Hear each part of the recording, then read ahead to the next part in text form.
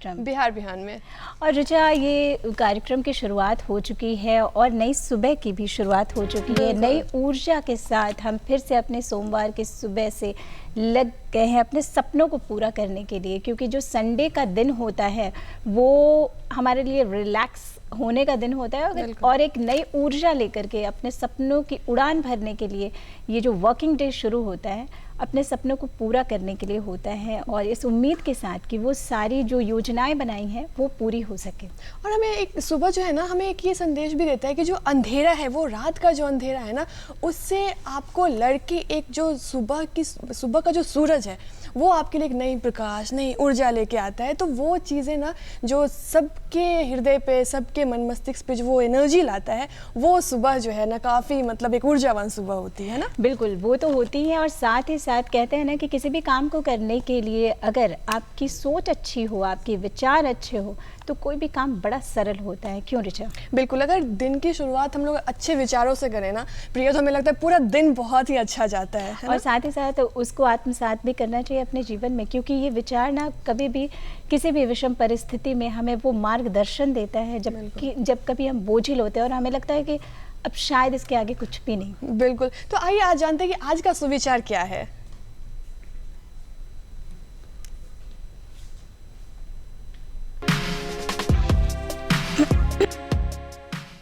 Doctor APJ Abdul Kalam ने कहा था, मैं इस बात को स्वीकार करने के लिए तैयार था कि मैं कुछ चीजें नहीं बदल सकता।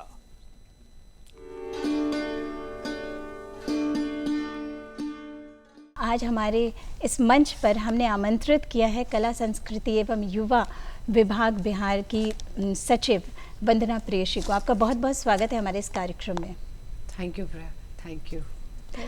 महिला दिवस सप्ताह हम अपने कार्यक्रम के माध्यम से मना रहे हैं, और चूँकि आप खुद एक सशक्त महिला हैं और सशक्तिकरण की हम बात करते हैं, इसे आप किस तरीके से परिभाषित करेंगे अपने शब्दों में? पहले तो आप लोग को बहुत बहुत धन्यवाद मेरा इतना अच्छा इंट्रोडक्शन देने के लिए, और आप सभी दर्शकों को अंतर्राष्ट्रीय महिला दिवस की बहुत बहुत शुभकामनाएं। और इस वर्ष महिला दिवस के दिन पे होली भी है, तो होली की भी बहुत बहुत शुभकामनाएं। और मेरा यही मानना है कि आने वाला वर्ष और आने वाले कई वर्ष हम महिलाओं के नाम होगा और हमारे बिहार के नाम होगा। बिल्कुल। और ये जो ऋचा, ये जो हम महिलाओं के सशक्तिकरण की बात करते हैं, और ये सशक्त तभी हो सकते हैं जब हमारी सोच सशक्त होगी। हाँ। तो अपने कार्यक्रम को आगे बढ़ाते हैं। बिल्कुल बिल्कुल। और मैम आपके पास चलते हैं कि आपकी जर्नी कैसी रही, शुरुआत कैसे हुई, क्योंकि एक इतने ऊंचे पद पे आके एक ठहराव लाना और सब कुछ सब साथ लेके चलना कितना इम्पोर्टेंट था आपके लिए? मैं पिछले क्वेश्चन पे जाऊंगी, सशक्तिकरण की आपने बात की। तो मुझे लगता है कि बायोलॉजिकली हम लोग तो बहुत सशक्त हैं, और मुझे लगता है कि मेरी भी 2 बेटी है और मैं देखती हूँ कि रोबस्ट होती हैं महिलाएं, शारीरिक रूप से बचपन से मैंने देखा है कि ऊर्जावान होती हैं। और लेकिन एक वो बायोलॉजिकल बात हुई, और उसके बाद जब हम लोग आगे बढ़ते हैं तो एक सोसाइटी आ जाती है, और कहीं पर वो सोसाइटी के चक्कर में वो सशक्तिकरण थोड़ा उसका जो ऊपर वाले ने दिया हुआ है वो कमज़ोर हो जाता है। तो आज जो महिला दिवस है, तो मैं सशक्तिकरण के बारे में यही कहूँगी कि हम लोग जब पैदा होते हैं, लड़कियाँ पैदा होती हैं, वो बायोलॉजिकली स्ट्रॉन्ग है, वो लोग सर्वाइवल रेट उनका ज़्यादा होता है, सब कुछ उनका बेटर है। लेकिन कहीं जब जर्नी शुरू करती हैं, एक बायोलॉजिकल लड़की से एक सोशल औरत बनने का सफ़र जब वो पूरा करती हैं, तब उसमें कहीं पर वो सशक्तिकरण समाज उसे छीनना शुरू करता है, और वो जब छीनना शुरू करता है तब वो उसको कमज़ोर कर देता है। मतलब उसको एक तरीके से यूँ कहूँ कि जब परिवार का जो परिवेश होता है वो कहीं ना कहीं ये बताना शुरू कर देता है बचपन से ही कि आप कैसे उठो, कैसे बैठो, क्या करना है, आपकी लिमिटेशंस क्या है। बिल्कुल। और बिल्कुल मतलब कि एक लाइन आ जाती है कि लड़कों का ये है और लड़कियों का ये है। लड़कियां ऐसा नहीं करती हैं, लड़कियां रात बाहर नहीं जा सकती हैं शाम, मतलब लड़कियों का ये डूज एंड डोंट्स है और लड़कों का भी डूज एंड डोंट्स है। बट ये दोनों बहुत डिस्क्रिमिनेटरी हो जाता है, कभी कभी जेंडर बेस्ड हो जाता है। तो मुझे लगता है कि हम लोग को जब हम लोग सशक्तिकरण की बात करते हैं तो हम लोग को शुरू से ये बहुत ध्यान देना होता है कि हम लोग इक्वल अपॉर्चुनिटी के साथ एक अप्रोप्रिएट सोशल बिहेवियर बता रहे थे, और लड़कियों को भी और लड़कों को भी, क्योंकि जब वो होगा तभी एक अंदर में कुंठा नहीं बैठेगी लड़कियों की, हम तो लड़की हैं, हम तो नहीं कर सकते हैं, ये लड़की है तो हमको नहीं करना चाहिए। ठीक है, तो ये हमारे लिए बहुत ज़रूरी है कि जो परिवेश सिर्फ परिवार का नहीं होता है, आसपास के घर का होता है, स्कूल का होता है, जहाँ वो खेलने जाती हैं, जहाँ पे वो आगे बढ़ रही है, जहाँ सब जगह एक अनसेड रूल है कि लड़कियों को तो ऐसे करना चाहिए। तो वो बहुत मेरे को लगता है कि उस पर हम लोग को बहुत केयरफुली, जब हम अपने बच्चों को रेज़ कर रहे हैं, हम अपने बच्चों को सिखा रहे हैं, चाहे वो लड़का हो चाहे लड़की हो, ये बहुत ज़रूरी रखना है कि आपको एक सोशली एक कंस्ट्रक्ट जो है उसके अंदर लड़कियों को या लड़कों को बांध नहीं देना है। जैसे कि लड़का खाना नहीं बनाते हैं, लड़का रो नहीं सकता है, अगर रो दिया तो कमज़ोर है, ये भी लड़कों के लिए भी मुश्किल है। तो ये जो सोशली कंस्ट्रक्ट बिहेवियर है उस पर मेरे को लगता है कि थोड़ा सा हम लोग को केयरफुली रखना होगा बच्चों को, ताकि आने वाला जनरेशन है वो ऑटोमेटिकली इक्वल हो जाएगा। और ये मुझे लगता है सशक्तिकरण का फाउंडेशन है, क्योंकि अब बड़े हो जाते हैं जब इसमें हम समाहित हो गए हैं, इसको हम लोग बचपन से जी लिए हैं, जो जेंडर बेस्ड सोशल कंस्ट्रक्ट को, फिर उसके बाद उसका चोंगा उतारना बहुत मुश्किल है। तो हमें एक स्ट्रॉन्ग फाउंडेशन फॉर एम्पावरमेंट देना है, लड़कों को भी देना है, लड़कियों को भी देना है। इक्वालिटी। और इस बार तो महिला दिवस जो मनाया जा रहा है उसका तो एक थीम ही है इस बार इक्वालिटी, कि अभी भी लोगों को समझाना पड़ रहा है कि हम लोग बायोलॉजिकली डिफरेंट है, लेकिन हम लोग को जो चीज़ें चाहिए वो इक्वल चाहिए। लोगों में ये जागरूकता की कमी कहाँ पे हो रही है मैम? स्कूलिंग में, घर में, या फिर कहाँ पे इस चीज़ की कमी है? ये इक्वालिटी जो है कॉन्स्टिट्यूशन ने हमको दिया है, राइट टू इक्वालिटी, मतलब कि हमारा जो बेसिक फंडामेंटल कॉन्स्टिट्यूशन है जिससे हम लोग सब लोग गवर्न होते हैं, उसने राइट टू इक्वालिटी दे दिया। मेरे को लगता है ऊपर वाले ने भी बायोलॉजिकल रोल डिफाइन किया, लेकिन उसके बाद कोई डिस्क्रिमिनेशन नहीं किया। बट समहाउ हम लोग क्योंकि हम लोग बायोलॉजिकली डिफरेंट है, तो उसमें हम लोगों ने कह दिया कि महिलाएं ये कर सकती हैं और पुरुष ये कर सकते हैं। ठीक है, हो सकता है कि पुरुष किसी चीज़ में बेटर हो, महिला किसी चीज़ में बेटर हो, लेकिन ये नहीं कर सकते हैं और वो कर सकते हैं, वो जब लाइन शुरू होता है तब फिर डिस्क्रिमिनेशन की बात आ जाती है। वो जो इक्वालिटी ऑफ अपॉर्चुनिटी नहीं मिलता फिर, क्योंकि कॉन्स्टिट्यूशन का दूसरा फंडामेंटल राइट है राइट टू इक्वालिटी, राइट उसके बाद है राइट अपॉर्चुनिटी। आप कहीं भी जाके कुछ भी कर सकते हैं और इसमें कहीं भी डिस्क्रिमिनेशन होना नहीं चाहिए। बट एक मुझे लगता है एक सोशल कंस्ट्रक्ट है डिस्क्रिमिनेशन का, वही मुझे लगता है कि वही प्रॉब्लमेटिक है थोड़ा। अच्छा, जैसा कि आपने बताया कि परिवेश बहुत ज़्यादा मायने रखता है, जैसे बचपन से ही ये बताया जाता है कि तुम्हें सरवाइव करने के लिए एक जॉब तो लेना ही लेना है, बट लड़कियों को एक इस तरीके से बताया जाता है कुछ भी कर लो, चूल्हा चक्की तो तुम्हें करना ही करना है। तो ये जो अगर मतलब सोच समझ की जो बदलाव है वो कितना देखती हैं आप? और ये देखिए कि इससे कितना पोटेंशियल हमारे देश का खराब हो रहा है। बिल्कुल बिल्कुल। कि अगर आप आधी आबादी को आप उसको दिमाग में ये डाल रहे हैं कि आप अपना पोटेंशियल पूरा नहीं करेंगे, क्योंकि आपका तो दायित्व ही कुछ और है, बिल्कुल, तो आप देखिए हमारा देश कितना पीछे चला जाएगा। आप ये सोचिए कि अगर वो महिलाओं का 100% पोटेंशियल हम अपने देश की इकोनॉमिक ग्रोथ के लिए करें, अब सोशल ग्रोथ के लिए करें, तो आप सोचिए कि हमारा देश कितना आगे बढ़ सकता है। अगर 50% ऑफ द पॉपुलेशन को हम ऐसा अपॉर्चुनिटी दे कि वो अपना 100% दे सके, तो इस न सिर्फ परिवार गेन करेगा, समाज गेन करेगा, पर पूरा इकोनॉमी भी गेन करेगा। तो ये जो है बात आप कह रही हैं कि इक्वालिटी की, तो equality is not only is a कि दे दो, it's a very smart thing to do. ये मतलब कि ये तो करना चाहिए। मुझे ये नहीं समझ में आता है कि लोग कैसे समझ लेते हैं कि 50% ऑफ द वीमेन को बोल दो कि नहीं कोई बात नहीं बेटा, आप पढ़ाई आगे मत कंटिन्यू करो, आप जल्दी शादी कर लो, आपका दायित्व तो मतलब योर फर्स्ट रिस्पॉन्सिबिलिटी ये घर की तरफ है और उसके बाद बाकी काम करना। तो इतना हमारे देश के जो ह्यूमन रिसोर्स है 50% उसका ह्रास हो रहा है। तो ये it's a smart thing to do, to लड़कियों को आगे बढ़ाओ और जैसा पता ही है कि लड़कियों को आगे बढ़ाएगा तो वो बहुत अच्छा कर सकती है। ऑफकोर्स कहते भी हैं कि अगर एक महिला पढ़ी लिखी हो तो पूरा परिवार पढ़ा लिखा होता है। और जैसे शुरुआती दौर के बारे में बात करें, चूँकि आप इस मुकाम पर हैं और कहते हैं कि बिना किसी के सपोर्ट के और ख़ास तौर पे परिवार के सपोर्ट के बगैर कुछ भी पॉसिबल नहीं होता अमूमन। लकीली अगर हो गया तो ठीक है। तो कैसा रहा आपका बचपन और किस तरीके का परिवेश रहा जहाँ आपका बचपन गुजरा? मेरी माँ जब बीमार थी, वो हॉस्पिटल में थी, तो उन्होंने कहा कि मैंने अपनी बेटियों को एम्बिशन दिया, उड़ने का क्षमता दिया। तो वो एम्बिशन बचपन में ही मिला मुझे। और वो अपनी माँ से मिला मुझे कि आप तुमको आगे बढ़ना बेटा। मेरी माँ खुद प्रोफेसर थी और अपनी बेटियों को अब से आगे देखना चाहते थे। तो वो जो एम्बिशन का था ना, वो लॉ जगह था बचपन में कि जो भी करना है अच्छा करना है। ये नहीं था कि आईएएस ही बनो बेटा, लेकिन जो करो बढ़िया करो और आगे बढ़ो। पर अगर तुम्हारी माँ प्रोफेसर है तो तुमको उससे आगे जाना है। तो ये जो और परिवेश में जब हुआ, हम लोग 3 बहनें थे, तो तीनों बहनों को कभी फील ही नहीं हुआ कि लड़का और लड़की कुछ होता है या कोई लड़का चाहिए था और लड़की हो गई, उस तरह का कहीं फीलिंग नहीं आई। तो एक mentally we were very relaxed while growing up कि हमको था कि करना है, अच्छा करना है, पढ़ाई करना है, कुछ करना है। तो एक जो नॉन डिस्क्रिमिनेटरी पॉजिटिव एनवायरनमेंट मिला हम लोग को, जहाँ पे एनकरेजमेंट मिला कि ये नहीं था कि बेटी है तो आगे नहीं पढ़ेगी। एम्बिशन, मैंने कहा ना, एम्बिशन दिया।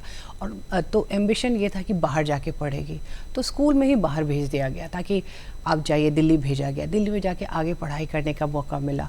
अगर पढ़ाई और करनी है तो ठीक है बेटा, आपको नौकरी करनी है तो आप करो। तो इस तरह का जो एक कांस्टेंट एनकरेजमेंट और सपोर्ट मिला, तो अपने अंदर जो कॉन्फिडेंस था वो और बढ़ता है। एक कॉन्फिडेंस जो आया कि नहीं, कि मैं कर सकती हूँ। उसके लिए तो मेहनत करनी होती है, ये नहीं है कि वो बना बनाया मिलता है। उसके लिए मेहनत करनी पड़ती है, उसके लिए स्ट्रैटेजिक प्लानिंग करनी पड़ती है, उसके लिए आपको मतलब आसानी से नहीं मिलता है। लेकिन उसके साथ प्लस ये हो जाता है कि अगर आपका पूरा फैमिली सपोर्ट कर रहा है, आपके नियर एंड डियर वंस हैं वो कर रहे हैं, और लोगों को आप में विश्वास है कि नहीं, यू कैन डू इट, तो उससे जो आपका कॉन्फिडेंस बढ़ता है ना, उससे अचीवमेंट और आसान हो जाता है, कुछ पाना आसान हो जाता है। बिल्कुल रिचा, ये सारी बातें सुनकर के मुझे लग रहा है कि जो भी बच्चे हैं जो चाहते हैं कि इस प्रोफेशन में वो आईएएस बनना चाहें, तो एक बड़ी अच्छी बात कही कि कोई एक स्ट्रैटेजी बनानी पड़ती है। टाइम मैनेजमेंट बहुत ज़्यादा इम्पॉर्टेंट है। तो इसको किस तरीके से आपने मैनेज किया कि ताकि वो तो है, एक सपना है, एक माँ का होता है और कि इसे पूरा करना है, लेकिन इसको किस तरीके से आपने मैनेज किया, उसकी स्ट्रैटेजी बनाई, ये मैं जानना चाहूँगी। बहुत पुरानी बात है, अब तो 20 साल सर्विस में हो गए हैं, तो अब तो लगता है कि जब तैयारी हो रही थी। बट एक बात का था कि स्ट्रैटेजी का सबसे पहला है कि 90% तो मेहनत ही है ना। इंटेलिजेंट लोग, मेरे से बहुत ज़्यादा इंटेलिजेंट लोग हैं जो हैं, जिन्होंने दिया, अनफॉर्चुनेटली उनका नहीं हुआ इस एग्ज़ाम में, क्योंकि वो कहीं मेहनत में कमी रह गई होगी या फिर मुझे लगता है कि किस्मत में कमी होगी। पर मेरा मानना है कि जो आज के बच्चे जो ये इम्तहान देना चाहते हैं, उनसे मैं यही कहूँगी कि थरो होना पड़ता है, डिस्ट्रैक्शन से कम दूर रहिए, और आजकल के तो बच्चे इतने स्मार्ट हो गए हैं कि क्या उनको क्या एडवाइस दूँ। लेकिन there is no replacement for hard work. Hard work का कोई रिप्लेसमेंट नहीं है किसी भी क्षेत्र में। आज मैं काम भी करती हूँ, आज मैं ऑफिस जाती हूँ, वहाँ भी मेहनत है। तो बट मेरे को लगता है कि अगर आप हार्ड वर्क प्लस एक स्मार्ट प्लानिंग हो जाए तो मुझे लगता है कि कोई भी चीज़ आसान हो जाती है। प्लानिंग बहुत ज़रूरी है। बिल्कुल, सक्सेस का कोई शॉर्टकट नहीं है। ऑफ कोर्स, एकदम सक्सेस का कोई शॉर्टकट नहीं है। और जब हम पेरेंट्स की बात करते हैं तो उनको क्या लगता है ना कि बच्चियां फूल होती हैं, नाजुक होती हैं, और जैसा कि हम लोगों ने फील किया है, उनको आप एक बीज बनाएं कि अगर वो किसी भी परिस्थिति में रहें तो वो प्रस्फुटित हों और वो अपना मुकाम हासिल करें। तो आपने कैसे अपने आप को इस चीज़ में रखा, क्योंकि आप दिल्ली गई, फिर वहाँ पे स्टडी किया, तो किस तरह के प्रॉब्लम का आपको सामना करना पड़ा? प्रॉब्लम्स तो मुझे प्रॉब्लम ज़्यादा याद नहीं है, लेकिन मेरे सुखद अनुभव यही रहा है कि एक लड़की जो बिहार में पली बड़ी थी, यहाँ पे स्कूलिंग किया और सडनली इंडिया के बेस्ट स्कूल में चली गई। दिल्ली पब्लिक स्कूल आर.के.पुरम में गई मैं, वहाँ पे 9th क्लास में गई। अच्छा। और मुझे लगा कि मैं तो यहाँ भी बेस्ट हूँ। तो मुझे लगा कि जो एक बिहार की लड़की जो यहाँ से निकली, पहली बार निकली और वहाँ जाके इतना अच्छा की, तो मुझे लगा कि हम बिहार में तो बहुत अच्छा है सब कुछ, एजुकेशन सिस्टम अच्छा है। मैं नोटर डे में पढ़ी थी तो maybe I don't know, पर मुझे लगा कि हम लोग कहीं भी जाएंगे ना बिहार के लोग, तो हम लोग बहुत अच्छा करेंगे। और ये मैंने अपने आसपास भी देखा कि जो हमारे प्रांत के लोग हैं वो अगर जाते हैं वहाँ पे, दिल्ली में जाते हैं या बेंगलोर में जाते हैं, पुणे में जाते हैं, सब जगह बहुत अच्छे मुकाम पे रहते हैं, बहुत बढ़िया काम करते हैं। तो मुझे लगता है कि वो सुखद अनुभव रहा था कि क्योंकि हम जब गए थे, मुझे लगता है around 30 years ago I went to Delhi. तो उस समय when I went to Delhi, उस समय था कि बिहार का एक इमेज अलग था, कुछ नेगेटिव बातें भी बोली जाती थी। तो उसमें जाके एक बहुत डिफेंसिव होके रह रहे थे शुरू में कि बिहार के हैं तो लोग इस तरह से देखते हैं। पर आज तो बहुत समय बदल गया है। आज तो वो फीलिंग नहीं है, बट वो 30-35 साल पहले वो फीलिंग थी और उसमें जाके एक बेस्ट बन के निकलना तो मेरे लिए भी खुशी की बात थी। And I was making all other Bihari's proud also. और मैं बाकी बिहारियों को भी एक मैसेज दे रही थी कि भाई कुछ नहीं होता है, दिल्ली के बेस्ट स्कूल में भी एक बिहारी सबसे अच्छा कर रही है। सेल्फ कॉन्फिडेंस बहुत ज़रूरी है बिहार, हर एक क्षेत्र में अगर जी। आप हैं, किसी भी क्षेत्र में आते हैं, सेल्फ कॉन्फिडेंस होना बहुत ज़रूरी है। 2003 बैच में आपने भारतीय प्रशासनिक सेवा में आप आई, अब तब से लेकर के अब तक, और सबसे जो एक अच्छी बात हुई कि बिहार की बेटी बिहार में ही रही और बिहार के लोगों को ही अपनी सेवा देने का मौका मिला। मतलब मैं जानना चाहूँगी कि आप खुद से इसे किस तरीके से डिफाइन करना चाहेंगे? देखिए, जब हम लोग एग्ज़ाम, हमारे समय जब एग्ज़ाम देते थे तो हमारी रैंकिंग पे आपका कार्डर डिसाइड होता था। तो मेरा अच्छे मार्क्स आए थे मुझे और मेरा ऑल इंडिया रैंक 16 था। तो मुझे अपना होम कार्डर मिल गया, क्योंकि और होम कार्डर मिलने से ये हुआ कि मैं बिहार आ गई। तो एक बार मतलब बहुत अजीब सा, क्योंकि मैं 14 साल बाहर रह गई थी और उसके बाद तो मेरे मम्मी पापा ने कहा कि आ रही है वापस, बनवास काट के घर आ रही है वापस। और यहाँ आके लगा कि as fish takes to water. तो वहाँ पे मैं दिल्ली यूनिवर्सिटी में सेंट स्टीवंस में पढ़ के, बिल्कुल इंग्लिश लिटरेचर पढ़ के आए। तो मेरे फ्रेंड्स लोग कहते थे कैसे एडजस्ट करोगे अब? आई सेड कि खून तो बिहारी है।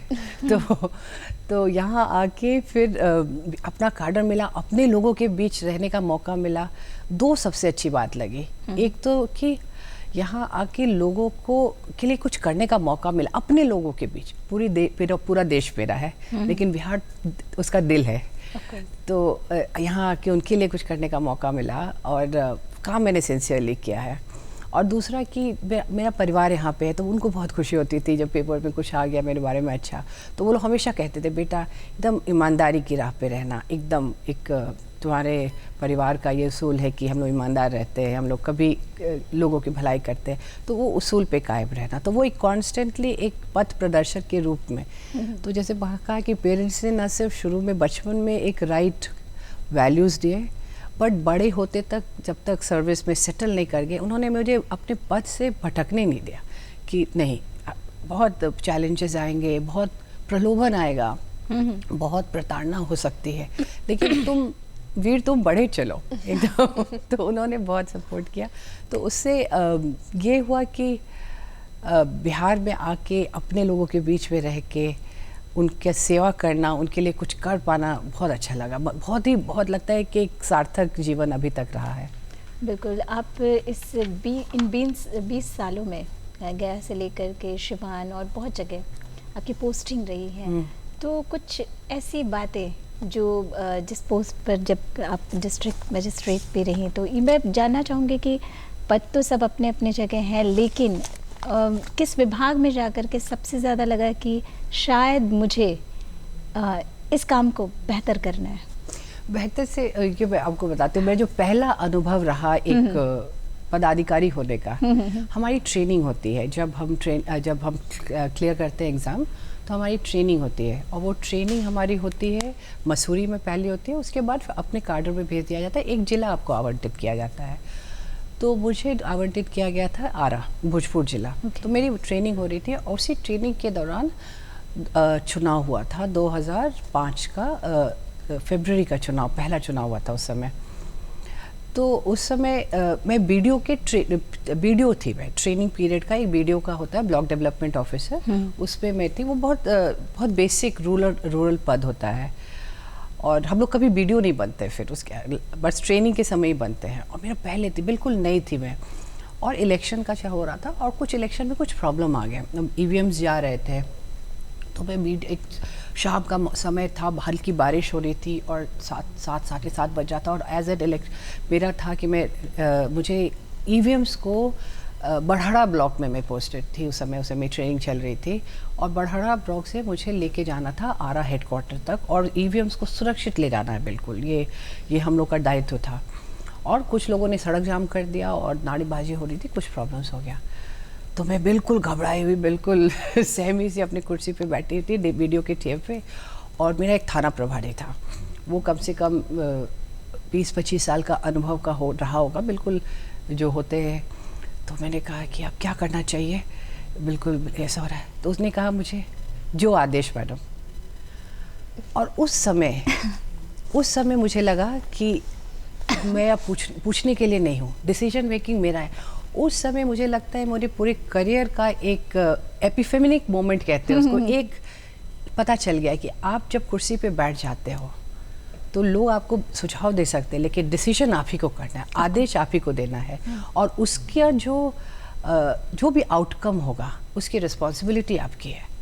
तो वो कुर्सी पे उस दिन वीडियो के चेम्बर में करीब 20 साल पहले वहाँ बैठ के जो मुझे उसने कहा कि जो आदेश मैडम, एक बिल्कुल नई ऑफिसर जिसको कोई एक्सपीरियंस नहीं है, वो ट्रेनिंग कर रही है, और उससे 20-25 साल के एक्सपीरियंस वाला थाना प्रभारी पूछ रहा है कि आप आदेश दीजिए मैडम, हम लोग वही करेंगे। तो उस समय मुझे रियलाइज़ हो गया कि मेरे आने वाला जर्नी इसी तरह होगा। मुझे डिसीजन लेना है, मुझे लीडरशिप पोजीशन लेना है, मुझे आगे बढ़ के अपने से ज़्यादा अनुभवी लोगों को गाइड करना होगा। अच्छा, वहाँ एक चीज़ ऋचा, मेरे जहन में एक बात आ रही है कि वहाँ जो ये अपना पहला एक्सपीरियंस आपने कहा, वो एक महिला होने के नाते आपको ये फील हुआ कि ये इतना मॉब है, अभी क्या करें, या फिर मतलब क्या था उस समय दिमाग में? इनएक्सपीरियंस, महिला तो कहीं नहीं आता दिमाग में। बिगनिंग से ये नहीं था नहीं, कि मैं महिला हूँ तो ये नहीं कर सकती, ऐसा कभी नहीं आता ये दिमाग में कि if I am a woman I can't do something, महिला होने के नाते मैं कुछ नहीं कर सकती हूँ, ये तो कहीं जहन में आता ही नहीं है। पर वो एक इनएक्सपीरियंस था कि इस सर्विस में। लेकिन आपको जान के खुशी हुई कि रात के, अभी मुझे लगता है 11:30 बजे के करीब मैंने EVM को गाइड करते हुए अंधेरे में, उस समय 2005 की बात है, बत्ती कम रहती थी, तो बिल्कुल एक लाइन में EVMs को ले जाके आरा के स्ट्रॉन्ग रूम में रखवा दिया, और फिर लेके चैन की नींद सोया उस दिन। तो बात ये है कि वो मेरे लिए आज डिफाइनिंग मोमेंट था मेरे सर्विस का, कि लीडरशिप पोजीशन लीजिए, डिसीजन लीजिए, और उसके बाद जो भी उसका आउटकम हो वो सुखद आउटकम रहा, लेकिन अगर गलत आउटकम होता तो शायद मुझे सफ़र करना पड़ता। तो वो मेरे लिए है कि आगे बढ़ो। आप अभी कला संस्कृति विभाग में हैं, तो पहले और आज में जब हम फ़र्क देखें तो कला कितना, क्योंकि हमारा बिहार जो है कला संस्कृति में बहुत ही रिच है, तो इसको कहाँ तक आप देखती हैं और क्या क्या बदलाव आए हैं इसमें? देखिए, जो कला संस्कृति विभाग के सचिव होने के नाते मैं बहुत कुछ देखती हूँ उसमें।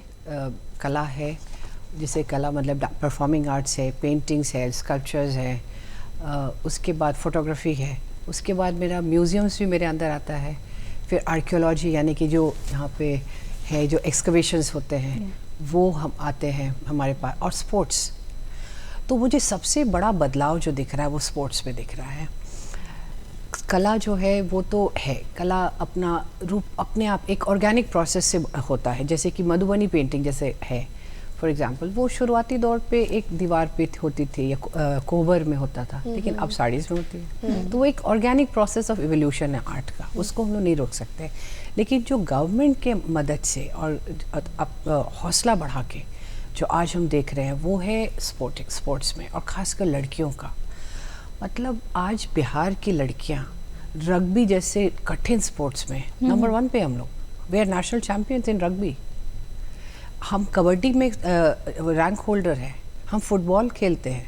आप लोगों को, हमारे दर्शकों को पता नहीं होगा कि हमारी लड़कियां इतने स्पोर्ट्स खेल रही हैं। और मुझे लगता है कि as secretary art culture in youth, मुझे लगता है कि सबसे सेटिस्फैक्शन जो मुझे लग रहा है अपने स्पोर्टिंग इवेंट्स को देख के लगता है, वेट लिफ्टिंग कर रहे हैं हम लोग, जैवलिन कर रहे हैं हम लोग, और सब में हम लोग पदक पा रहे हैं। तो और ये सब लड़कियों की बात करें क्योंकि महिला दिवस पे बात हो रही है, लड़के भी बहुत अच्छा कर रहे हैं, इसमें कहीं कोई शक नहीं है। और मैं उनको इक्वली इंकरेज करती हूँ क्योंकि हम लोग सबको पदक लाना है।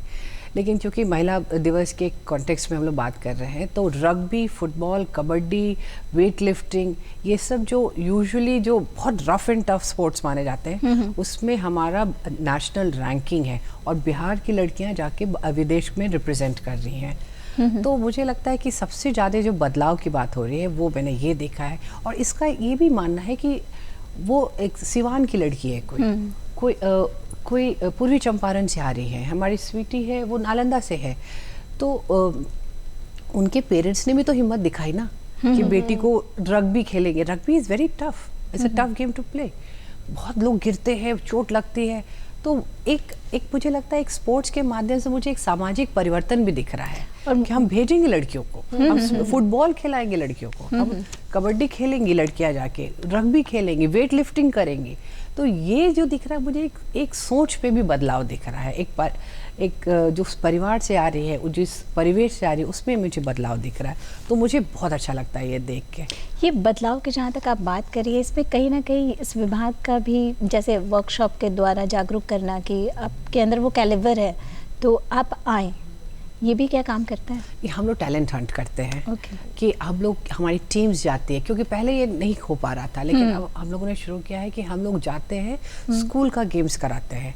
हमारे हर एक स्कूल में गेम्स होता है, हमारे inter school, inter district, inter commissionary और फिर स्टेट लेवल का होता है। उसमें हम लोग टैलेंट्स को निकाल के लाते हैं और फिर हम उनको समझाते हैं, उनके परिवार को भी समझाते हैं कि नहीं, इनको निकलने दीजिए, इसका भविष्य बहुत अच्छा है। और अगर आप देंगे तो हम as a government of Bihar हम रिस्पॉन्सिबिलिटी लेते हैं कि हम आपकी बच्ची को एक सुरक्षित एनवायरनमेंट देंगे और उसको आगे बढ़ने के लिए ट्रेनिंग देंगे।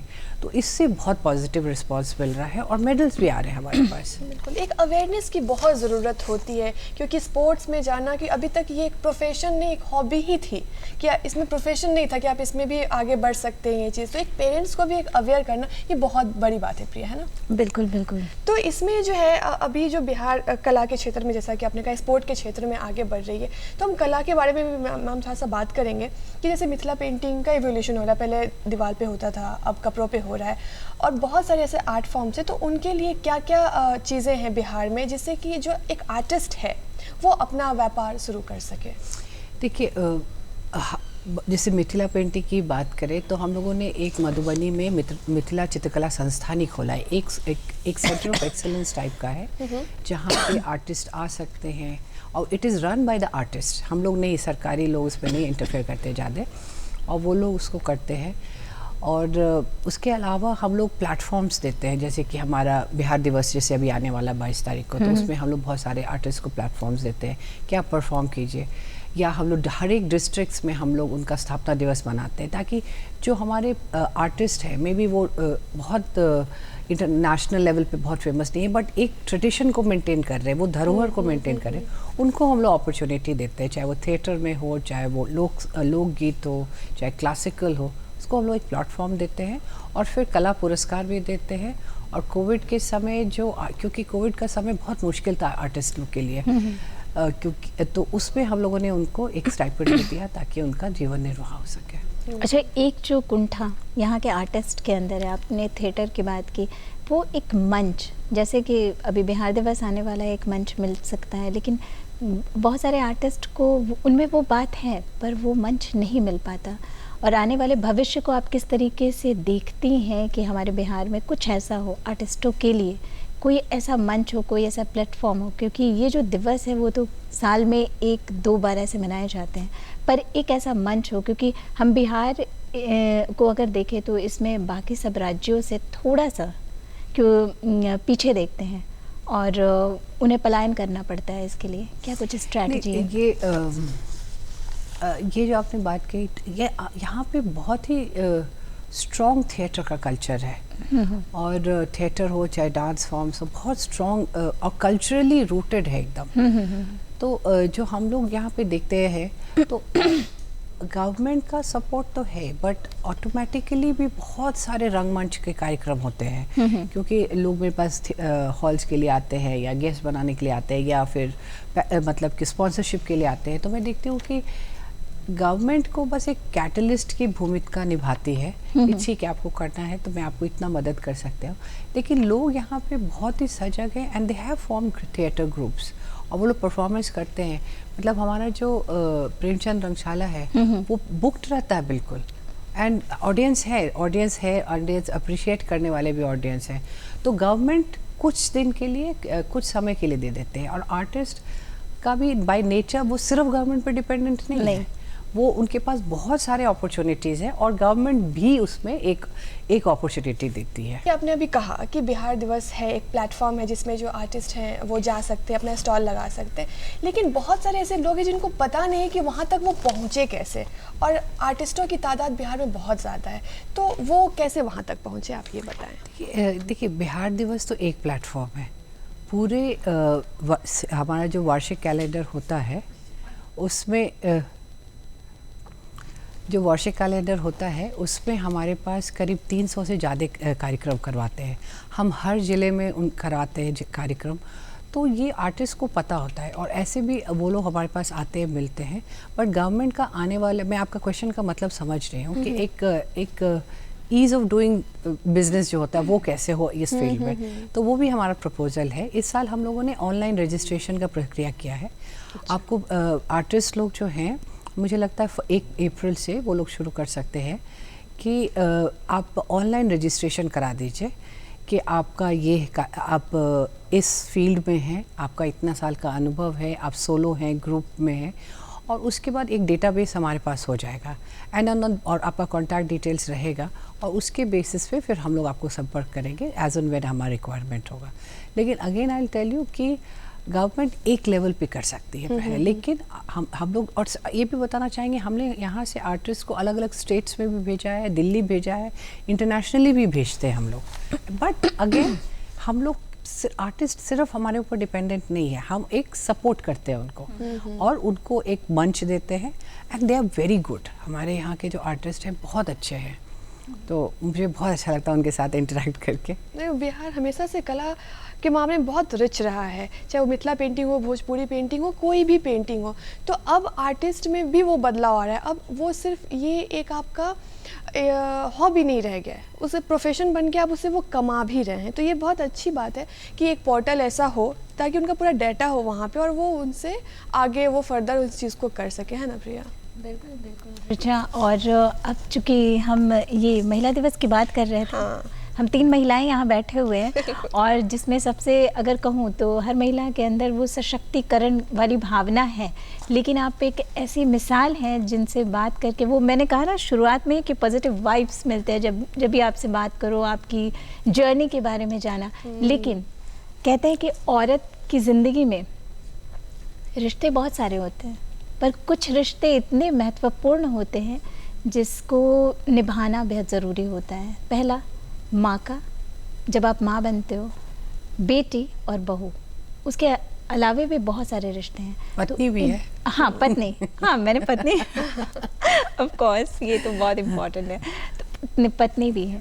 तो ये चारों रिश्ते हैं ना, इसको बहुत ही बखूबी निभाना पड़ता है। लेकिन बतौर माँ की अगर बात करें, चूँकि आप प्रशासनिक सेवा में हैं और 2 बच्चियाँ भी हैं आपकी, ऐसे में बच्चों को समय देना और अपने काम को करना, इसका सामंजस्य किस तरीके से बिठा पाई? देखिए, जो आपने कहा कि एक औरत को करना होता है, माँ और बहू और बेटी, तो एक पुरुष को भी करना होता है कि वो भी बेटा है किसी का, वो भी दामाद है किसी का, वो भी हस्बैंड है किसी का, वो भी पिता है किसी का। तो उनसे ये प्रश्न नहीं पूछा जाता है। ये इस मंच पे जो आपने बात कही ना, दर्शकों इसे बड़े ध्यान से सुनिए, क्योंकि ये जो बात है ना, ये जो आपने कहा, मुझे लगता है कि इस बात से बहुत सारे लोगों को प्रेरणा ज़रूर मिलेगी। जी। उनको भी करना होता है, उनकी भी दायित्व है और उनकी भी जिम्मेदारियां हैं। हाँ। एक बेटे के रूप में, एक पिता के रूप में, एक दामाद के रूप में, एक जो भी, मतलब सारे उनके पास भी है और मेरे पास भी है। बस फ़र्क इतना है कि हमें ये बताया जाता है कि घर तो सिर्फ मेरी जिम्मेदारी है, यू नो। लेकिन मुश्किल है, ये नहीं मैं कहूँगी कि घर और ये संभालना, ऑफिस संभालना आसान है। तो मैं कभी कभी मजाक में अपने मेल कोलीग्स को कहती हूँ, तुम्हारे पास तो बीवियाँ हैं घर पे, मुझे भी एक बीवी चाहिए अब ताकि घर संभाल दे। तो उनके लिए थोड़ा आसान हो जाता है, बिकॉज उनके जो लाइफ पार्टनर्स हैं दे आर होम मेकर्स, और उनके लिए उनको ये नहीं बताना पड़ता है कि सब्जी कौन सी बनेगी आज शाम को। तो वो करना पड़ता है हम लोग को, but that's okay, it's part of that challenge. मुझे लगता है कि एक सपोर्टिव हस्बैंड होने से बहुत मदद मिलती है, सपोर्टिंग मदर इन लॉज होने से, मदर्स होने से बहुत मिलता है। बट मुख्य बात यह है कि मैंने कहा ना कि मदर शेमिंग किया जाता है कि अगर बच्चा बीमार है और आप काम कर रहे हो, अरे घर पे भी बोलेंगे कि अरे ऑफिस जा रही है, ऑफिस में बोलेंगे कि ऑफिस आ गई है। तो वो होता है, बट वी डजंट मैटर। आपको अब अंदर पता है ना, माँ तो मैं हूँ, मुझे पता मेरे बच्चे के लिए क्या अच्छा है। तो मूल बात मैं ये कहना चाहती हूँ कि बच्चा एक बहुत ही सुखद अनुभव है, एक एनी स्त्री के लिए, एनी पुरुष के लिए, और ये दोनों की जिम्मेदारी है। इसी से जुड़ा हुआ एक सवाल मैं करना चाहूँगी, क्योंकि आपने इस बात को कहा, बहुत सारे लोग मोटिवेट भी हुए होंगे। बहुत तरीके से अगर देखा जाए, आर्थिक तौर पर अगर इंडिपेंडेंसी की जो बात कही जाती है, महिलाएं बहुत, अगर इसको मेरा खुद का मानना है कि आप अपने फादर पे, अपने हस्बैंड पे, अपने बेटे पर ना डिपेंडेंट रहे आर्थिक तौर पे, क्योंकि अगर आप इस तरीके से मजबूत हैं तो फिर आपको मतलब पीछे मुड़ के नहीं देखना है। और सब लड़कियां मैंने बहुत देखा है मेरे कि बहुत अच्छा करती हैं, लेकिन अपना करियर बना रही हैं, लेकिन शादी हुई, शादी के बाद भी करियर चल रहा है, बहुत अच्छा चल रहा है, लेकिन जब बच्चे पैदा होते हैं, व्हेन दे बिकम मदर्स, वो नौकरी छोड़ देती हैं बच्चों को पालने के लिए। ठीक है, बेबी कुछ समय मैटरनिटी लीव मैंने भी लिया है, पूरा 6 months का लिया मैंने भी, लेकिन नौकरी छोड़ के घर पे बैठ जाते हैं सिर्फ बच्चे देखने के लिए। वो मुझे लगता है कि वो एडवाइजेबल नहीं है। जैसे आपने कहा कि एक तो आर्थिक रूप से जो पहले इंडिपेंडेंट थी अब नहीं है, तो उनको बहुत दुख होता है इस बात का, बहुत कष्ट की बात होती है उनके लिए कि अब हस्बैंड से अब पैसा मांग रहे हैं कि घर चलाना है। और दूसरी बात है कि ज़रूरत नहीं है। नहीं, पहले और अब में ये फ़र्क है कि पहले उतनी पढ़ी लिखी नहीं थी। आज की जो महिलाएं हैं, लड़कियां हैं, पढ़ी लिखी होती है तो उन्हें वो ये खलता है अंदर वो खलता है। हाँ, कि वो बिल्कुल। पहले काम हम करते थे, बिल्कुल। और अब बैठ गए बस इसलिए कि सिर्फ मेरी जिम्मेदारी नहीं है। हाँ? ये दोनों की जिम्मेदारी है। अगर बिल्कुल, और ऐसी भी जिम्मेदारी नहीं है कि जो सिर्फ हम कर सकते हैं। आज के सभी महिलाओं को इतना सपोर्टिव हो Happy रहा है, Women's Day। गवर्नमेंट भी कितने ज़्यादा क्रश चला देखिए, मुझे मालूम है पालना घर है, आज 8 मार्च नहीं है, बच्चे जा सकते हैं, क्यों नहीं जा सकते हैं? लेकिन 8 मार्च ही खाली आपको करना है Women's Day flexi होता है क्या? timings दे रही है गवर्नमेंट, हर दे रही दिन, है, अब प्राइवेट हर सेक्टर भी पल दे रहा है फ्लेक्सी टाइमिंग्स, आपका है। आप वर्क फ्रॉम होम कीजिए। तो लेकिन अपने सपनों को मत तोड़िए, नौकरी छोड़ने की बात कहाँ से आई? अपने सपने को पूरा कीजिए, पूरा कीजिए, बिल्कुल तोड़ मत छोड़िए उसका। इट्स मतलब आप मैं ये बताना चाहती हूँ, जो एक महिला जो आज एक सक्सेसफुल है, उसके वो एक कतार में खड़ी है और उस कतार के पीछे 1000 अनसक्सेसफुल महिलाएं हैं। Unsuccessful, sorry I used the wrong word, not unsuccessful. ऐसी महिलाओं जिनको अपने सपनों को छोड़ना पड़ गया किसी दबाव में आके। तो हम लोग सब, आप हैं, आप, मैं, हम लोग एक कतार में खड़े हैं। हम लोग सबसे आगे जो है वो हम लोग एक चेहरा है जो हो सकता है, लेकिन हमारे पीछे इतनी महिलाएं खड़ी है जिन्होंने अपने सपने को छोड़ना पड़ा। तो हमारी जिम्मेदारी तो और बढ़ गई ना। जाते जाते क्या संदेश देना चाहेंगे? मैं यही कहना चाहूँगी कि महिलाओं को पता है कि हम सशक्त हैं, महिलाओं को पता है कि हम स्ट्रॉन्ग हैं, हम कुछ भी कर सकते हैं, लेकिन क्या समाज इस रियलिटी के लिए हमें सपोर्ट देने के लिए तैयार है? क्योंकि अकेले हम नहीं करना चाहते हैं, सबसे लड़ के नहीं करना चाहते हैं, हम सबको साथ लेके, सबके साथ मिलकर हम अपने सपनों को साकार करना चाहते हैं। तो इसके लिए जिम्मेदारी सिर्फ महिलाओं की नहीं है, बट पूरे समाज की है और ख़ासकर पुरुषों की है कि आप उनको अपना भागीदार बनाइए, अपना साथी बनाइए और अपना इक्वल समझिए। बिल्कुल। वंदना जी, आप हमारे इस कार्यक्रम में आई और इतनी मोटिवेटिव आपने बात कही। मुझे लगता है कि आज के इस अंक को जितने भी दर्शकों ने देखा होगा, बहुत कुछ आपकी लाइफ की जर्नी से बहुत कुछ सीखा होगा। बहुत कुछ सीखा होगा और बहुत प्रेरणा मिली होगी कि जो बैठी हुई है उनको लगता है ज़िंदगी ख़त्म हो गई, तो नहीं, अभी है वक्त और आप अभी से शुरुआत कर सकती हैं, है ना। तो आप आई इस प्रोग्राम में, इसके लिए बहुत बहुत धन्यवाद। Thank you so much. तो दर्शकों, आज का ये अंक आपको कैसा लगा हमें ज़रूर लिख भेजिए हमारे पते पर, क्योंकि आपकी प्रतिक्रिया हमारे लिए बेहद ज़रूरी होती है और इसका इंतज़ार रहता है। तो इसके लिए पेपर पेन उठाइए और हमारा पता नोट कीजिए। हमारा पता है बिहार निदेशक DD बिहार, दूरदर्शन केंद्र, पटना, फ्रेजर रोड, पटना 80001। हमारा email ID है director ddkpatna@gmail.com।